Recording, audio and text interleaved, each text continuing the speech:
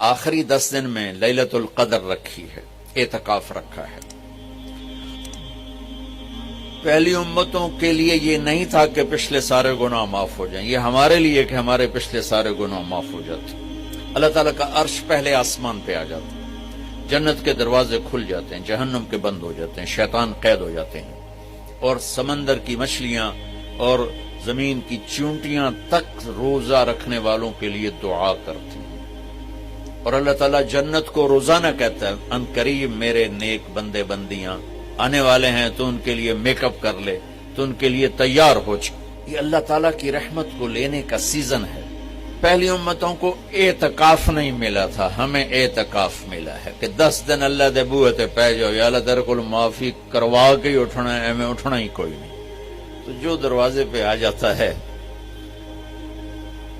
آدمی اسے معاف کر ہی دیتا ہے۔ کوئی بہت ہی سخت دل والا ہو تو معاف نہ کرے، ورنہ بڑے سے بڑے غصے والے بھی کہتا اچھا جی جاؤ معاف کیتا۔ اس میں ایک لیلۃ القدر ہے، وہ بعد میں بات کرتا ہوں۔ پھر اللہ تعالیٰ نے اس میں غریب آدمی کی کہ روزے اچھے گزر جائیں، عید اچھی گزر جائے، اس کے لیے اللہ تعالیٰ نے صدقہ فطر رکھا ہے۔ ہم اسے عید کے ساتھ جوڑ دیتے، پہلی رمضان سے دینا چاہیے تاکہ غریب اپنا کوئی روزہ تو رکھ سکے۔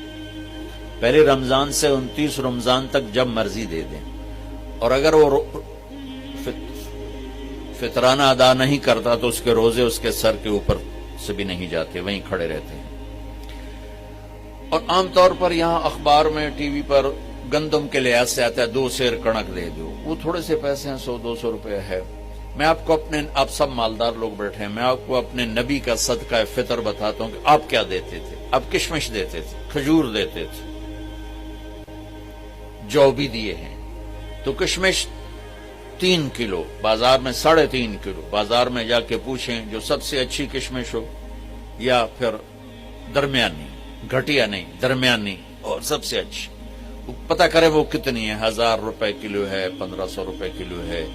آپ کے گھر کے 4 افراد ہیں تو ایک گھر سے 6000 روپے غریب کو جائے گا۔ آج تو 6000 میں ایک ہفتہ نہیں گزرتا۔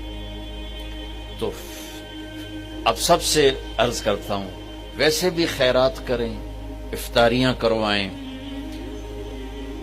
اور صدقہ فطر کشمش کے حساب سے دیں۔ یہ آپ سب بھائی بہنوں کی خدمت میں گزارش ہے۔